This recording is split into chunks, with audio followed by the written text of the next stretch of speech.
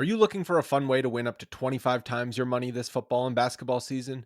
Test your skills on Prize Picks, the most exciting way to play daily fantasy sports. Just select two or more players, pick more or less on their projections for a wide variety of stats, and place your entry. It's as easy as that. If you have the skills, you can turn $10 into $250 with just a few taps. Easy gameplay, quick withdrawals, and injury insurance on your picks are what makes Prize Picks the #1 daily fantasy sports app. Ready to test your skills? Join the PrizePicks community of more than 7 million players who have already signed up. Right now, PrizePicks will match your first deposit up to $100. Just visit prizepicks.com/bluewire and use code BLUEWIRE. That's code BLUEWIRE at prizepicks.com/bluewire for a first deposit match of up to $100. PrizePicks, daily fantasy sports made easy. Support for this podcast comes from Frito-Lay and the 2023 Snack Bracket Championship. The Frito-Lay Snack Challenge is underway, and fans are voting on their favorite snacks to crown champion. We're talking about prime-time matchups between the best 64 snacks in the land. Will Ruffles Ridges reign supreme? Can Doritos defend their dynasty? Or will Smart Food use their smarts for a surprise upset? Only you can decide. Get in on all the action for a chance to win up to $1,000 or a year's worth of snacks. Let your snacks be heard. Just go to fritolaysnacket.sbnation.com to vote and enter for a chance to win. No purchase necessary. Sweepstakes ends April 3rd, 2023. Void where prohibited. Year's worth of snacks awarded in the form of 52 coupons, each good for one bag of chips. See official rules at fritolaysnacket.sbnation.com. Good morning, everyone. Welcome to Moneyball Minute. My name is Kirk Henderson, and I'm editor-in-chief of MavsMoneyball.com. You are joining me on Tuesday, July 5th, a little later in the morning than I would have wanted to record, but things kept happening, so here we are. After a rather uneventful weekend for the Dallas Mavericks, barring some sort of, I guess what I would call social media frustrations from a great deal of the fans, I wrote a piece this morning that I wanted to draw your attention to, but the quick, just as a quick reminder, this is basically what's happened during the offseason. The Mavericks traded the 26th pick and a bunch of players for the rights for Christian Wood from the Rockets, which was a really nice trade. We were all very excited about it. On draft night, the Mavericks acquired the 37th pick from the Sacramento Kings and selected Jaden Hardy. A couple days after that, news started to break or report that Brunson was maybe most likely leaving the Mavericks. He eventually did so for a 4-year deal worth $104 million. The Mavericks signed center JaVale McGee using most of their taxpayer mid-level exception. The other portion is expected to go to Jaden Hardy so that they can give him longer than I think the 2-year deal that a lot of second rounders get.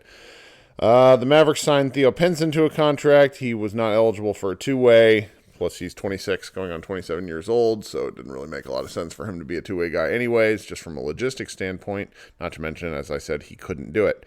Then I guess the closest thing to news that happened over the weekend was Goran Dragic signing with the Chicago Bulls, and that sort of sent a fair number of Mavericks fans into a tizzy because the Mavericks have been associated with Goran Dragic 4 times. I hosted a Spotify Live that is now up about 2 hours long where we talked about a lot of this stuff. Go give it a listen if you haven't. Yesterday, Frank Ntilikina's contract also finalized. So at the moment, the Mavericks are, coming off a Western Conference Finals run where thus far in the offseason they lost what was probably their second best player for nothing, and they have signed a center in JaVale McGee, who they effectively played off the floor against the Phoenix Suns, where Bismack Biyombo ended up eating up his minutes. The Jaden Hardy pick is fun. That'll be, we'll get to see him in action a little bit later this week in Summer League, so that's something. And then we're largely just sort of sitting here. The Mavericks have one open draft or one open roster spot, which some teams go into the season with an open roster spot for various reasons. The Los Angeles Lakers have done that with LeBron James a couple of times. At the moment, it seems like everybody in the league is waiting for the next big domino to fall. Those dominoes are Kyrie Irving, who opted into his player deal but basically doesn't want to play for the Nets. And then Kevin Durant asked out, despite the fact that he has many years left and no player option at the end. and it's a bit of a stalemate in terms of what's going to happen there. So I suppose what if I were a betting guy, I would say that the Mavericks are waiting to see what happens from the fallout from that deal. I know a lot of fans are hoping the Mavericks will get in on that deal, but there's really not a straightforward way for that to happen. I wrote a piece over the weekend about Kyrie Irving maybe being an option for the Mavericks based off of something that Shams Charania reported, but that piece is kind of moot now because Tim McMahon and Mark Stein have both said the Mavericks just don't have any interest in Irving. So sorry about that for anybody who is getting their hopes up for the current Nets player. And then this morning, Bleacher Report reported that the Knicks are expected to be penalized for tampering with their agreement with Jalen Brunson. Now, everybody knows that tampering happens. It's, deals are done all the time within the first few minutes. I think what the Knicks are getting penalized for, and Fred Katz and I talked about this when he came on my show, was that the Knicks were so blatant in what they did and so open that it kind of, other teams were kind of irked. And so the league probably had to do something. Now it's not like the Mavericks are going to get anything out of the tampering, whatever happens, whether it's a fine or something, loss of future picks. The Knicks don't care. They got their guy. So that's that. So, barring, there was a little bit of fun news over the weekend. The Slovenian national team played Sweden, and what was a surprisingly tense game. It was a qualifying match for the World Cup, if I remember correctly. I wasn't able to watch any of this just due to the when the game was played. I feel like it was Saturday, which was July 2nd. And during that game, there were some fun things that popped up. First, somebody caught a great hallway surprise meet and greet with Luka and Dirk. Dirk is heavily affiliated with FIBA, so it makes sense that he'd be at this game.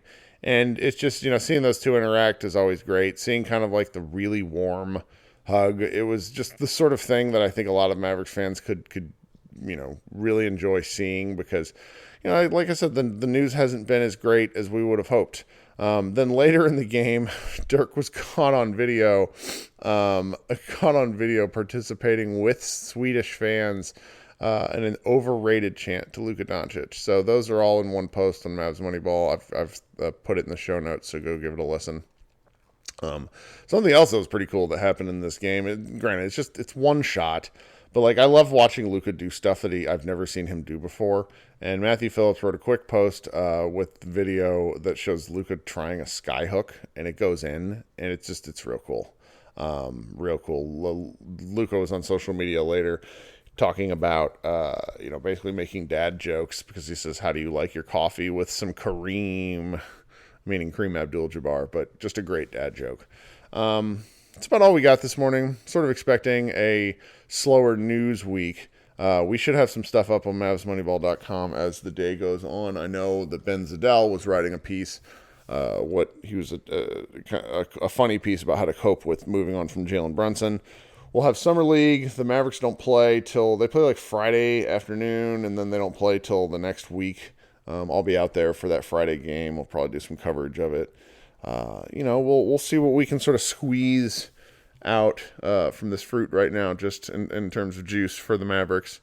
There's plenty of other stuff out there on the web. I saw my friends, the Mavs Outsiders Pod, recorded a new episode. I have that in the queue. I haven't listened to it yet, but there's always more news and Mavs stuff around the horizon. I'll try to be back at some point later this week for maybe a different update, see if there's anything else interesting I can point you to. Otherwise, you guys enjoy the rest of your hopefully short week for those of you in America. Everybody have a good Tuesday. Today's episode is brought to you by Cars.com. With over 2 million vehicles and 50,000 more added every day, Cars.com will match you with the perfect car for you, your budget, your life, your style. And if you're ready to say goodbye to your current car, Cars.com will get you an instant offer to cash it in. Just start by entering your license plate and get matched with a local dealer who will write you the check. So whether you're looking to buy or sell, just go to Cars.com. It's magical.